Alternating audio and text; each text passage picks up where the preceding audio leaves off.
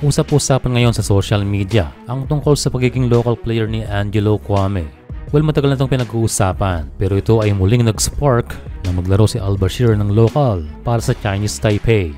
Well, understandable. Sino nga bang ayaw na lumakas ang ating gilas sa Pilipinas? At ang ating 4 straight losses ay nag-iwan na naman ng duda para sa ating Pinoy basketball fans. At sa mga talong iyon, ang mahirap tanggapin ay ang talo kontra sa Chinese Taipei.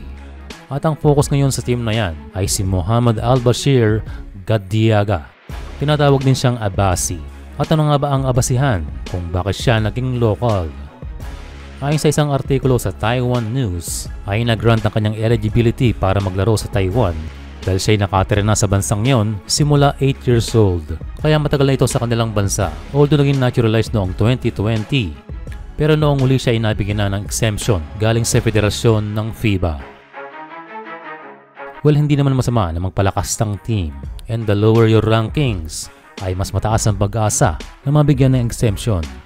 Pumasok si Al-Bashir sa key factors ng FIBA at ang mga ito ay residency at sa paglalaro sa local league ng bansa. Kaya tungkol kay Al-Bashir ay malaki talaga ang kanyang tsansa. Pero siyempre, Pinoy tayo, gagawa tayo ng paraan para makabawi. And again, pinag-uusapan sa social media. Pwede nga bang maging local player si Angelo Kwame sa mga FIBA tournaments?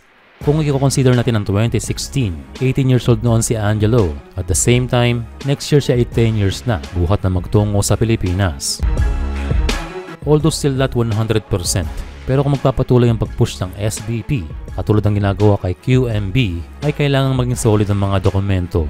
And the best way para lumakas ang kanyang laban ay ang pagpapatuloy sa paglalaro sa local league ng Pilipinas. At mas mainam na ito ay kanyang pagpatuloy hanggang next year. Kaya kung kasama ang Ateneo, ay aabot ang 9 na taon ang kanyang paglalaro sa Pilipinas.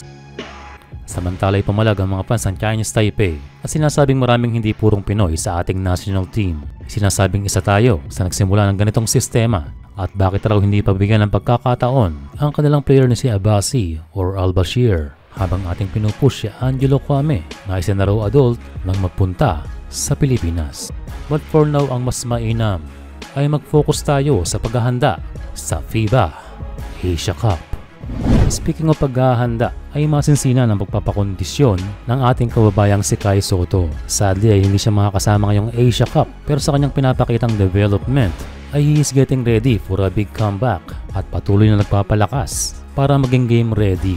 Sa ngayon ay pwede niya ma-achieve ang minimum na 6 months na recovery ng ACL.